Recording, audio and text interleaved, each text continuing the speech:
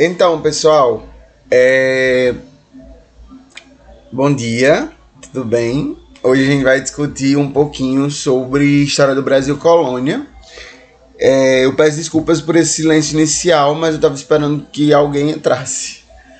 Mas eu vou deixar como eu vou deixar a transmissão aqui, então eu vou começar.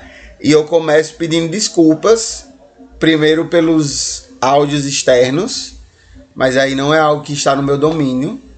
A vida continua das pessoas ao redor da minha casa. Então vão haver vários áudios. Carro do ovo, gente lavando carro, enfim, minha tia gritando.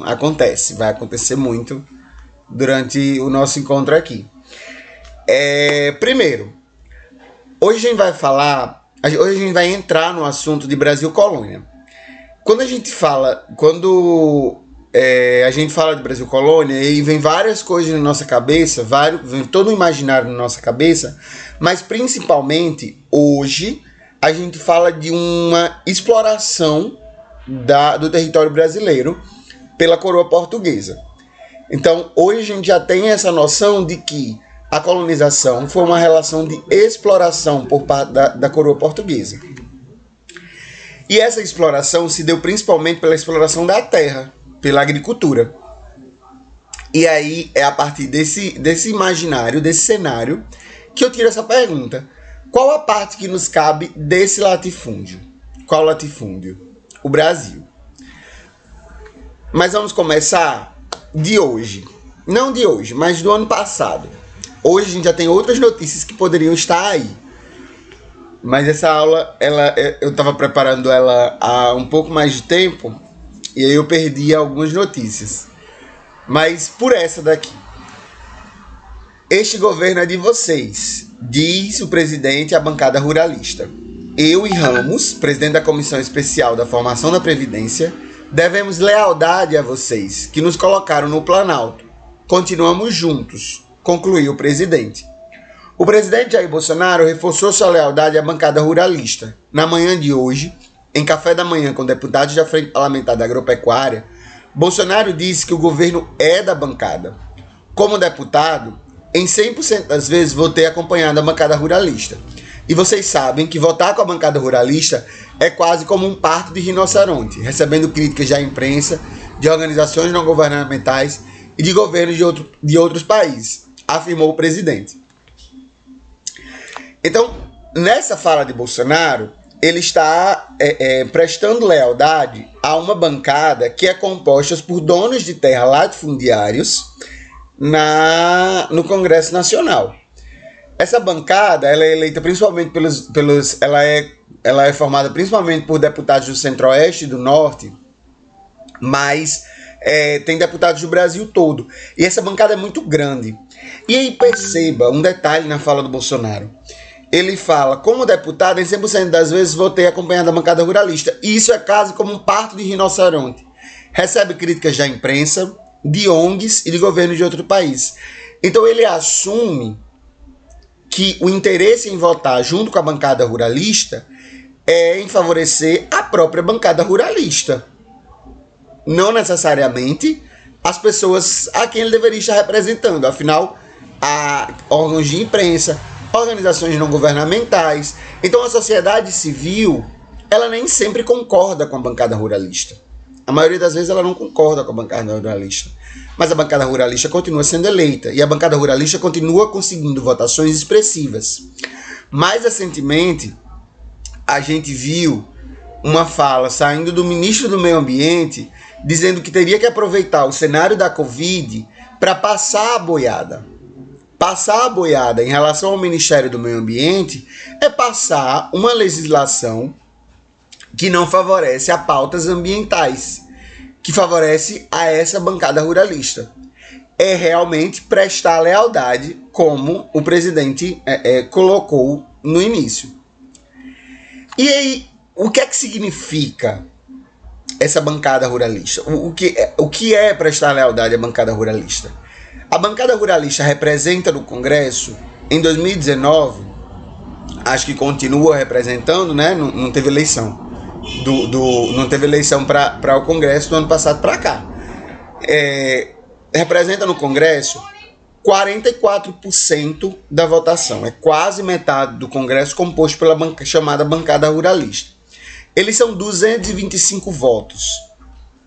A Frente Parlamentar da Agropecuária, ou bancada ruralista, conta em 2020 com 225 filiados, dos 503 deputados, e 32 dos 81 senadores federais. Então, é uma votação muito expressiva, certo? A bancada ruralista tem hoje quase metade do Congresso Nacional, quase metade da Câmara dos Deputados e uma porcentagem considerável dos senadores. São 32 dos 81, sobram só 49 senadores. Então, é uma votação, assim, eles já começam as votações das suas pautas com uma dianteira aí considerável. Então, a gente tem que hoje, no Brasil, a bancada ruralista domina uma grande parte das pautas no Congresso.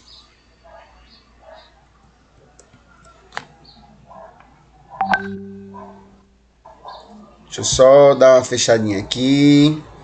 Ok. Continuando. Então a gente tem que a bancada ruralista domina uma grande parte das pautas no Congresso. Agora, vamos pensar um pouquinho.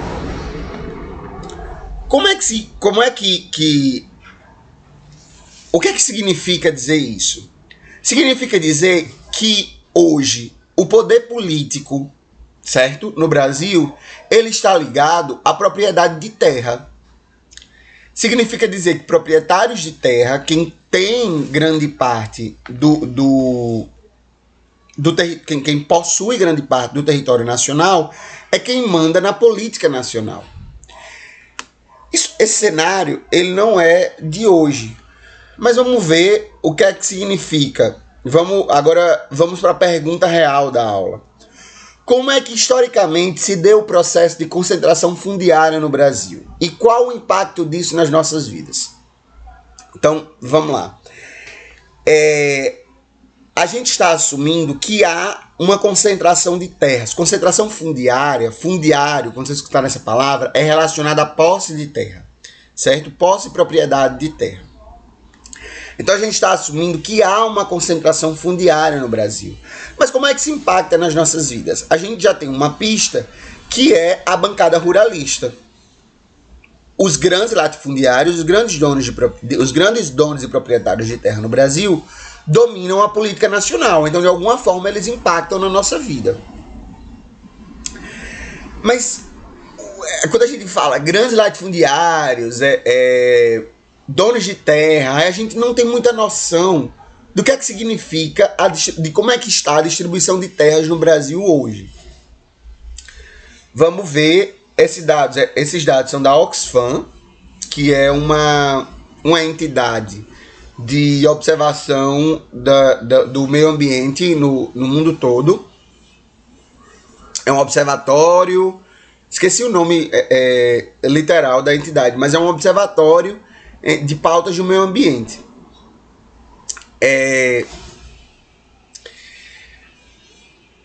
Vamos lá. Aumento no número de grandes... esse primeiro gráfico. Aumento no número de grandes propriedades rurais nos anos 2000. Nos anos 2000. Nos anos de 2003, entre 2003 e 2010, houve um aumento do total de propriedades rurais, certo? De 4 milhões, 2.800, de mais de 4 milhões, passou para mais de 5 milhões, certo? Entre 2003 e 2010. Mas como se deu esse aumento? Vamos colocar em miúdos como se deu esse aumento. Esse aumento se deu expressivamente em grandes propriedades. Quer dizer, não foi um aumento aleatório. Não foi a gente tem... Porque o que é que a gente tem no Brasil? A gente tem uma grande fronteira agrícola. Deixa eu voltar essa charge, eu vou me aproveitar dessa charge um pouquinho. a gente tem uma grande fronteira agrícola aí nesse território nacional, do litoral entrando para o interior do Brasil, certo? Essa fronteira, o que é chamado de fronteira agrícola, ela pode ser terra da União, certo? Terras que não tem necessariamente proprietário, então ela se torna uma terra da União, ela é terra do governo federal, ou terras de grandes proprietários, terras de proprietários de terra realmente. E aí a gente tem essas grandes propriedades aumentando entre 2003 e 2010. E perceba que, em comparativo do ano 2003 para 2010, aumentou mais grandes propriedades, certo? Então, participação especial aí. Então, desse aumento de propriedades, ele não se deu para pequenos proprietários. Ele não se deu para o fazendeiro que a gente conhece, que mora aqui perto. O fazendeiro que a gente conhece, que mora aqui perto. Ele não se deu para meu tio que comprou um sítio, meu primo, não. Ele se deu para grandes proprietários de terra, que não necessariamente a gente conhece essas pessoas, que conseguiram mais terras entre 2003 e 2010. E aí como é que se fica a concentração de terra nas mãos de poucos? Eu passei um tempo para entender esse gráfico, mas a gente vai entender aqui esse gráfico. Vamos lá. Quando vocês olham para a tela, do lado esquerdo tem a relação de hectare, certo? 0 hectares, menos de 1 hectare, 1 a 5 hectares, 5 a 10 hectares, 10 a 20 e assim vai, até mais de 2.500 hectares de terra. A barra laranja é a concentração, é o número de estabelecimentos agropecuários, certo? Então é a quantidade de estabelecimentos, é a quantidade de sítios, vamos dizer assim. Vamos dizer que é a quantidade de sítios com esse tamanho, certo? E na barra amarela a gente tem a concentração do total da área rural do país. Quer dizer, de toda a área rural do país, o que é que esse tamanho de terra representa na área total rural do país. Então o que é que a gente percebe? Que a maior parte de sítios, a grande quantidade de sítio que a gente tem é de 1 a 5 hectares. É um tamanho pouco até. São terrenos com 1 hectare, 5 hectares, certo? 5 hectares de terra.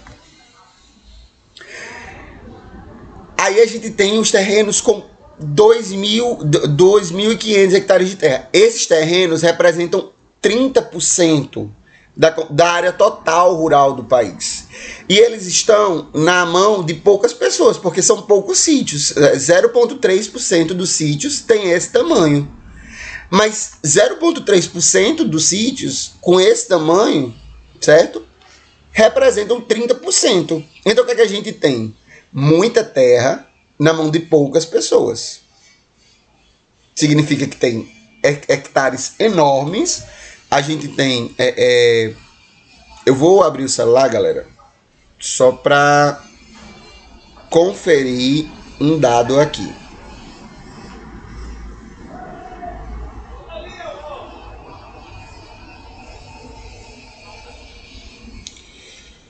Ó, 1 hectare são 1.000 metros quadrados, certo? Só para vocês saberem. 1 hectare são 1.000 metros quadrados. E aí, gente, o que é que a gente tem? O que é que a gente tem com esse gráfico? A gente tem com esse gráfico que existem grandes proprietários de terra, grandes propriedades de terra, 2.500 hectares em média, na mão de poucas pessoas, porque são poucos sítios, certo? E aí o último gráfico dessa relação, a relação de terra e gênero. Essas posses de terra no Brasil estão em sua maioria na mão de homens, certo? Ó, dos estabelecimentos rurais, 87% está na mão de homens. Da área total do rural brasileira, 94% está na mão de homens. O tamanho médio de os produtores rurais sem posse de terra, a maior parte são mulheres. Não, e aí, vamos com calma. Pós-estabelecimentos rurais, dos sítios que a gente tem, 87% está na mão de homens. Da área total das terras brasileiras, 94% está na mão de homens. O tamanho médio das propriedades. As propriedades com o tamanho médio das propriedades é de 84,2 hectares para homens e de 33,1 hectares para mulheres. Então, as mulheres possuem as menores propriedades, certo? Em relação aos homens. E elas são as poucas proprietárias. São poucas mulheres que possuem terras no Brasil. E aí, quando é que as mulheres vencem nos gráficos? Quando se relaciona a produtores rurais sem posse de terra. Pessoas que trabalham na terra, mas não têm a posse da terra. 8% são mulheres. E a falta de acesso à orientação técnica. Falta de acesso a insumo, a maquinário, a formação, a acesso à técnica mesmo para poder trabalhar com a terra. 87% são mulheres, certo? Então as mulheres, elas não possuem a terra que trabalham. Elas são as que trabalham, elas trabalham no campo, mas não possuem essa terra, tá? E elas são as que menos têm. E quando possuem, elas possuem as menores propriedades, certo? Ok. Então a gente guarda esse cenário na cabecinha, certo? O que é que a gente tem? A gente tem que houve um aumento de propriedades na primeira década, na década passada. Houve um aumento de propriedades rurais e essas propriedades se deu em grandes propriedades. A gente tem que essas propriedades estão na mão de poucas pessoas, porque tem propriedades enormes com poucos estabelecimentos, sendo que enormes estabelecimentos. E a gente tem que as poucas pessoas que possuem essas terras são homens. Após de estabelecimentos rurais, 87% são homens. Ok. Agora a gente volta no tempo para 1517. Acho que essa carta é de 1500. Não, é de 1500. Essa é a carta de Pero Vaz de Caminha. É o que é chamado de certidão de nascimento do Brasil. Discussões sobre isso, mas enfim. O caminhão passando. Passou. Um projeto português. A terra em si é de muito bons ares, assim, frios e temperados como os de entre Douro e Minho. Douro e Minho são duas ilhas portuguesas. Porque neste tempo de agora os achávamos como os de lá. Águas são muitas, infindas, e em tal maneira é graciosa que, querendo aproveitar, dá-se-á nela tudo, por bem das águas que tem. Porém, o melhor fruto que nela se pode fazer, me parece que será salvar esta gente. E esta deve ser a principal semente que Vossa Alteza em ela deve lançar. Perceba. Na carta de Pero Vaz de Caminha, a gente tem... Na carta de Pero Vaz de Caminha, a gente tem expresso os primeiros interesses que os portugueses tinham aqui na colonização. Primeiro, a terra.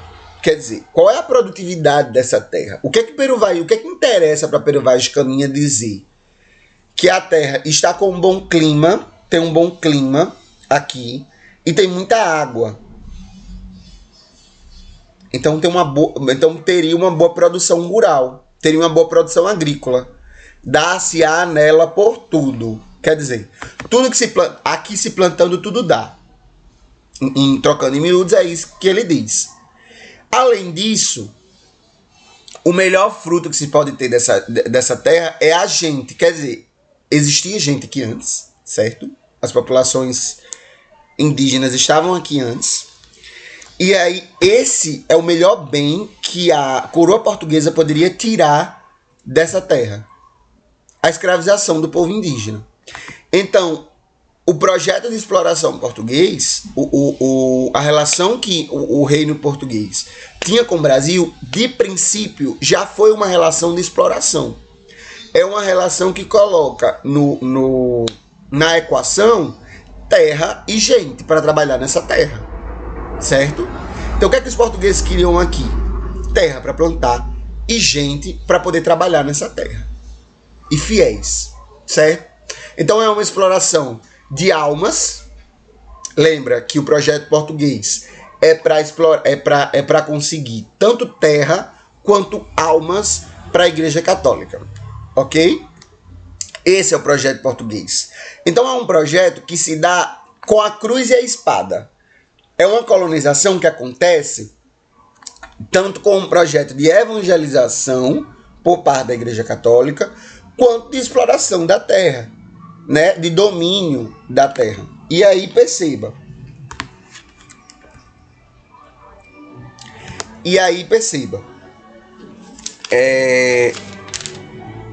É um projeto que se dá com a cruz e a espada. E aí, essa cruz e essa espada, galera, é um projeto que se dá com a cruz e a espada. E o que é que significa essa cruz e essa espada, galera? Tá passando o carro da fruta aqui. Parou. Essa cruz e essa espada, galera, elas significam os dois poderes que vão se relacionar na exploração, na colonização portuguesa. O poder da igreja, certo? A colonização portuguesa, ela é um empreendimento com o aval da Igreja Católica. Os reis de Portugal e Espanha são os reis de Espanha depois são os reis católicos, né, da Península Ibérica, mas o rei de Portugal também tinha esse aval da igreja, certo? Vamos pensar que a noção era de que a terra é um domínio, a terra inteira é um domínio de Deus. E a Igreja Católica, como grande representante de Deus na terra, é que define quem vai dominar a terra. A noção que se tem é essa, a ideia que se tem é essa. E aí, Portugal tinha esse aval da Igreja Católica, ok? Tanto que o Tratado de Tordesilhas é de 1492, 8 anos antes de aportar aqui. Já tinha se dividido a América, tá certo? 8 anos antes de Cabral aportar aqui, já tinha se dividido a América. E quem divide a América? É o Papa que divide a América, tá certo? É com o aval da igreja que se dá esse processo. E aí esse processo, como eu já falei, é para domínio de almas e de terra, certo? Esse domínio se dá ou pela evangelização ou matando as culturas indígenas que aqui estavam. No início, pessoal, isso se dá em um esquema de Seis Marias. Seis Marias são as grandes propriedades de terra. É a primeira noção de propriedade de terra que se coloca aqui no Brasil. Seis Marias são as grandes propriedades de terra para domínio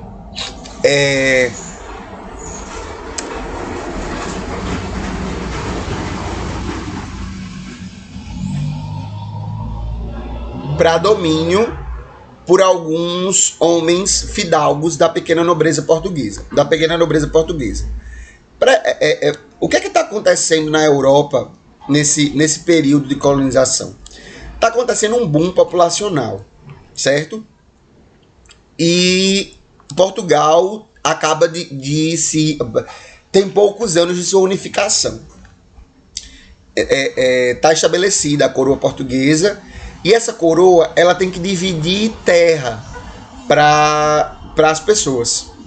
Mas aí perceba, se vocês olharem hoje no mapa, e na época também já era, Portugal é uma tripinha. Portugal é do tamanho do Piauí, certo? É pequenininha, aquele negócio tá ali na esquina, é um negócio pouco aqui. E tem uma grande nobreza. Essa galera, esses fidalgos, não podem ficar sem terra, porque o que é que impera ainda nesse período? É uma lógica quase medieval, de que a riqueza, de que O seu poder está representado no tamanho das suas terras. Você tem que ter terra para dominar. Tá certo? Então, qual é a preocupação da coroa portuguesa nessa organização? Distribuir as novas terras com os donos, com os familiares de donos de terra de Portugal. Tá certo? E aí vem a figura do fidalgo. O que é o fidalgo? É o filho de algo, é o filho de alguém. Fidalgo é o filho de alguém. Sabe aquela história do você não sabe com quem você está falando? Você não sabe de quem eu sou filho. É essa relação. Essas pessoas são filhos da nobreza, ou da pequena nobreza portuguesa, que vão agora ser donos de terra no Brasil. Essa Seis Maria é uma prática desde o século XII. Tá aí, desde o século XII, que é uma prática da coroa portuguesa. E ela já acontecia em Portugal, ela já acontecia em outros domínios portugueses. E ela veio para o Brasil, ela foi importada para o Brasil, essa prática das Seis Marias. Seis Marias é uma grande propriedade de terra. Ah, professor, grande propriedade de terra, como assim? Havia uma Seis Maria, a mais famosa, pelo menos a que mais rendeu, a única que se sustentou, uma das poucas que se sustentou. Essa Seis Maria começava próximo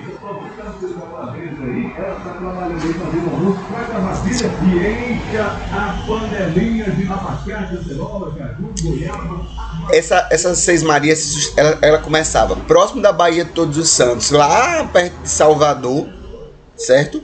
Ela começava ali perto. Eu esqueci o nome do cara que era dono dessa Seis Maria, mas ela começava ali perto e ela vinha até o Ceará.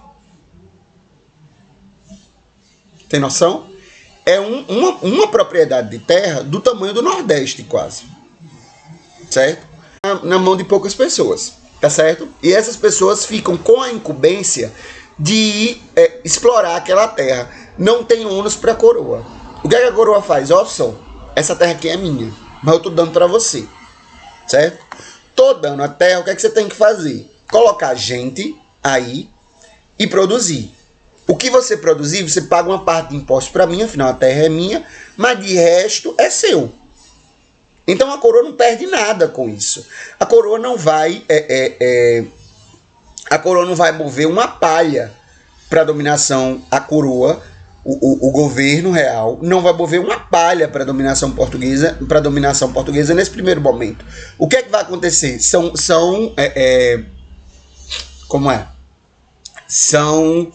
iniciativas individuais, digamos assim, no domínio da terra.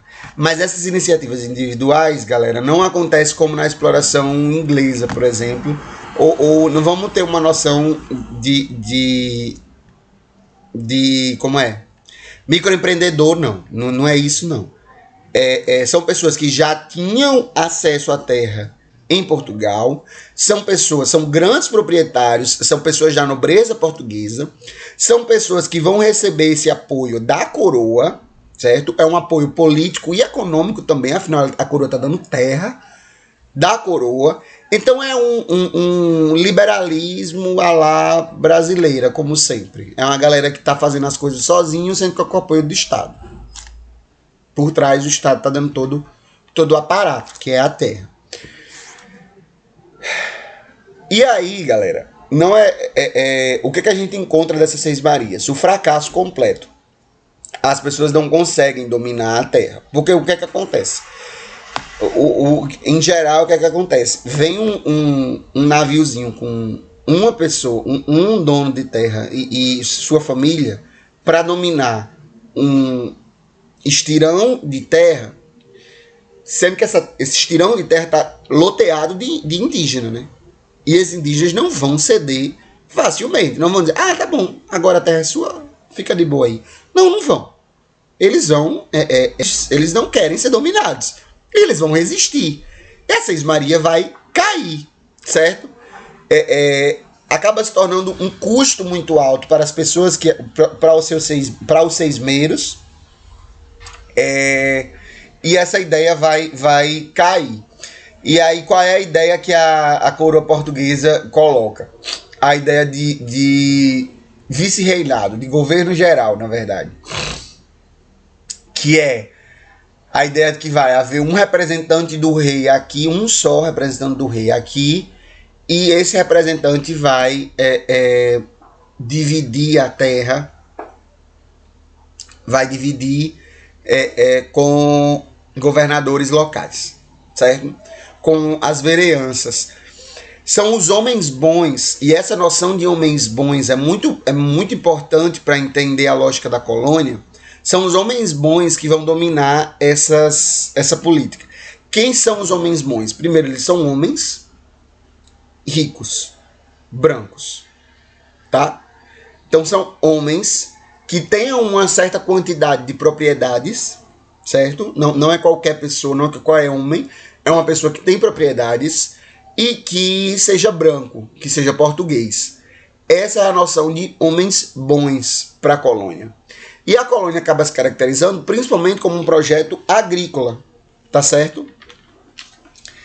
Ele é um projeto de uma monocultura latifundiária, monocultura porque se produz principalmente cana-de-açúcar, e essa produção é para exportação, não é para consumo interno, há pouquíssima produção para consumo interno, até porque o que tinha de consumo interno, os indígenas estavam se virando de boas em Portugal chegar, e quando os portugueses chegam, eles acabam fazendo ali para si. O que eles vão desmatar para plantar é para exportação, que é a parte da cana-de-açúcar, primeiramente. É uma monocultura açucareira que depende de escravos e que depende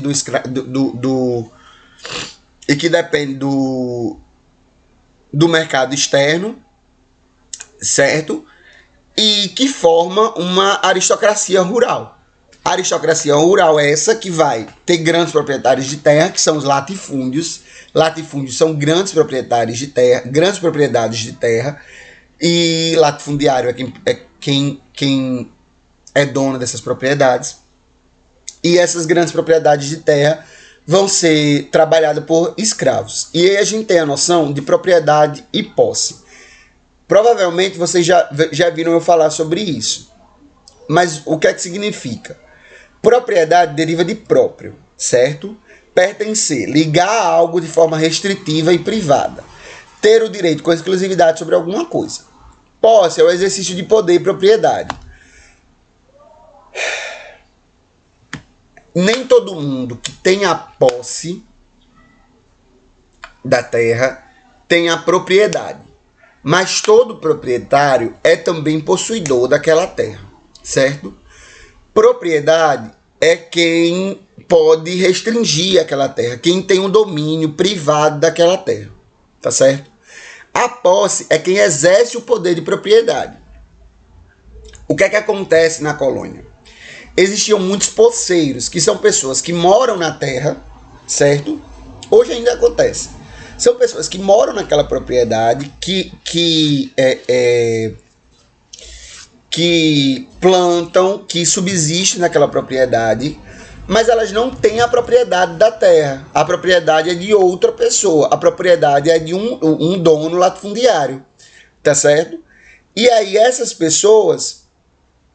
E aí, essa prática de posseiro acontece ainda hoje.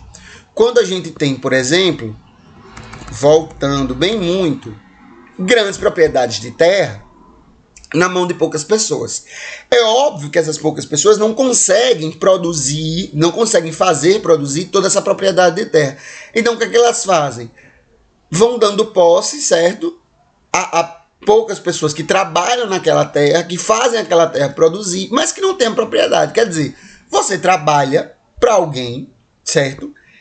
E essa pessoa tem todo o lucro daquilo, essa pessoa essa pessoa recebe parte do seu trabalho, mas não é você que domina a terra.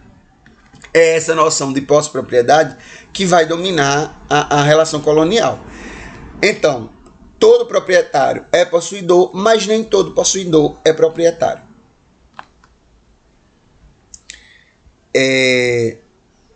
A partir da Revolução Francesa, há a noção de propriedade burguesa. Na propriedade burguesa, acontece algo bem específico, que é o seguinte. Na propriedade burguesa acontece algo bem específico, que é o seguinte. Você possui a terra, a propriedade é sua, se você faz aquela terra ter uma função, certo? Ou se você comprou aquela terra. A propriedade burguesa, ela se dá pela compra ou pelo domínio da terra. Não há a noção que antes existia de que, tipo, a terra é minha porque é minha, a terra é minha porque o rei me deu, ou a terra é minha porque meu pai era dono da terra. Você tem que fazer alguma coisa com aquilo, certo? Essa noção de propriedade burguesa, e com o declínio da Seis-Maria, né, o fim da Seis-Maria, relaciona a noção de posse e propriedade na colonização. O que é que acontece? As pessoas que possuíam as Seis-Marias, existia o grande proprietário da Seis-Maria, ele divide as Seis-Marias com pequenos poceiros, certo? Homens bons que viviam nessa terra, que vão agora ter pequenas propriedades, que vão se relacionar com o vice-reinado, com o governador-geral do Brasil.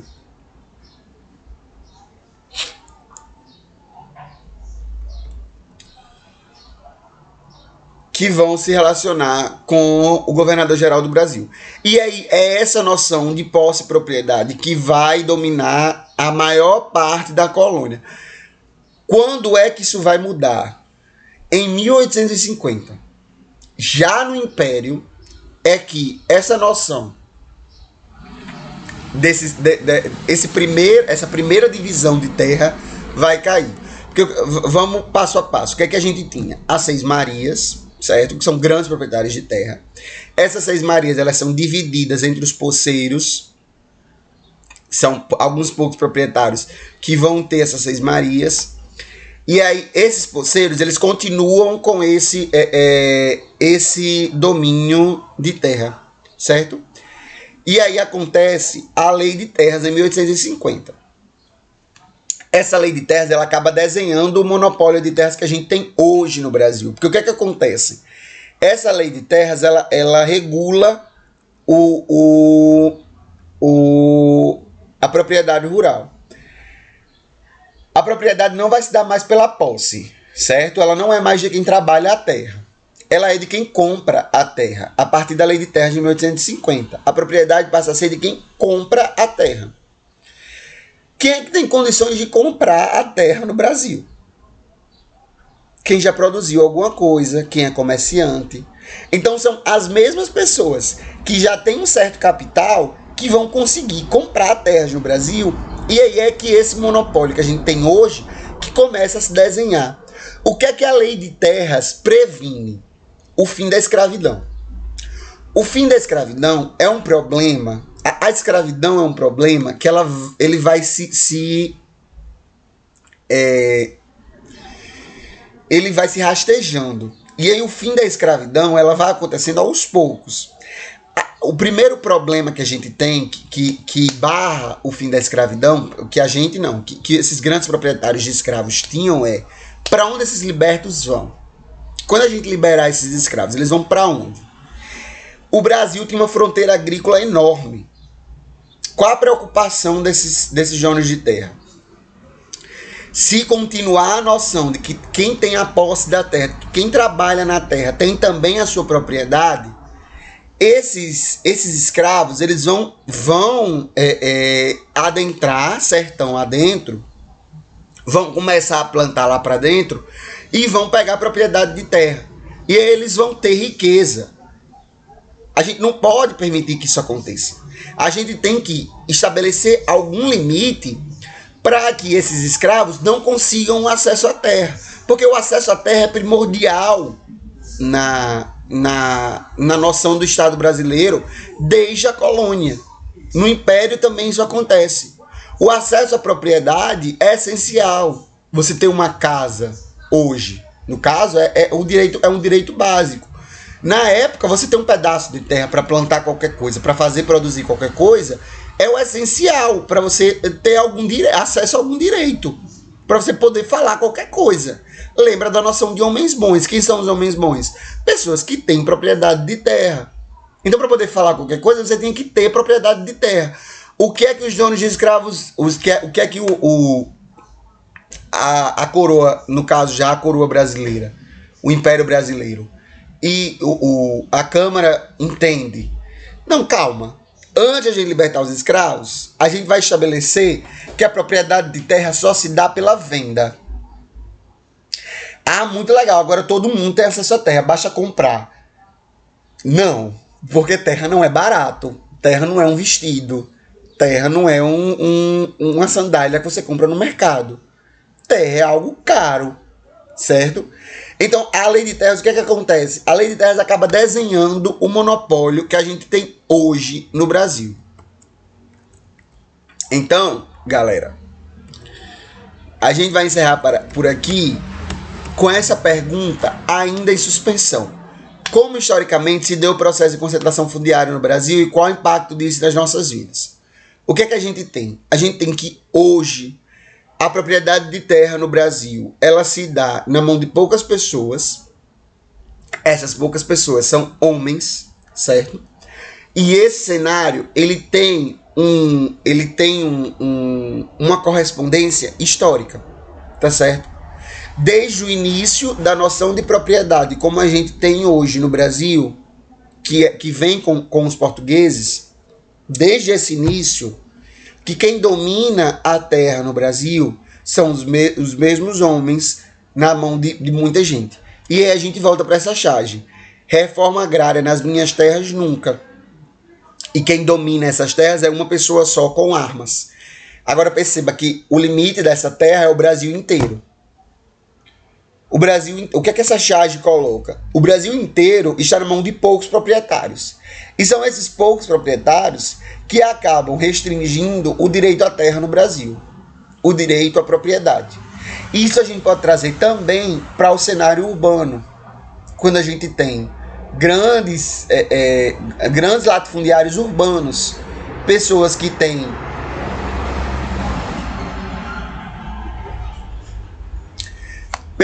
terrenos baldios, pessoas que têm prédios abandonados, e essas pessoas não dão o uso social a esse prédio. Essas pessoas não dão um fim a esses terrenos. Mesmo assim, eles continuam com a propriedade. A gente tem poucas pessoas que dominam o território brasileiro. E aí esse domínio, ele não é somente capital, ele não é somente por propriedade dessas terras. Ele também é um domínio político. Ele também é um domínio sobre o que acontece nas nossas vidas. Não é à toa, por exemplo, que o que a gente tem desde o início do governo Bolsonaro, que prestou lealdade à bancada ruralista, até hoje, é um aumento do número de herbicidas, um aumento do número de agrotóxicos no uso, o aumento da permissão do uso de agrotóxicos no Brasil. Isso diz respeito a uma bandeira que é muito cara, que é muito importante para a bancada ruralista, que é o direito, que é o que eles querem, produzir mais, fazer produzir mais para exportação, certo? Não é à toa que a gente tem o aumento do número de queimadas, que a gente tem o desmonte do IBAMA, que a gente tem o desmonte do próprio Ministério do Meio Ambiente. Então, essas práticas, essas resoluções do governo, a gente começa a entender as justificativas para ela, a gente começa a entender por que elas acontecem. Por que elas acontecem assim, quando a gente olha historicamente como se dá o processo de domínio da terra no Brasil. Então, galera, é isso. Eu espero que tenha ficado mais ou menos claro para vocês o que é que acontece no... agora eu tô no meio. Eu espero que tenha ficado claro para vocês no que é que acontece, quais são os processos que acontecem historicamente para que a gente tenha hoje um presidente, que a gente tenha hoje uma bancada ruralista que representa quase 50% da Câmara dos Deputados, e que a gente tenha um presidente que presta lealdade a essa bancada. Então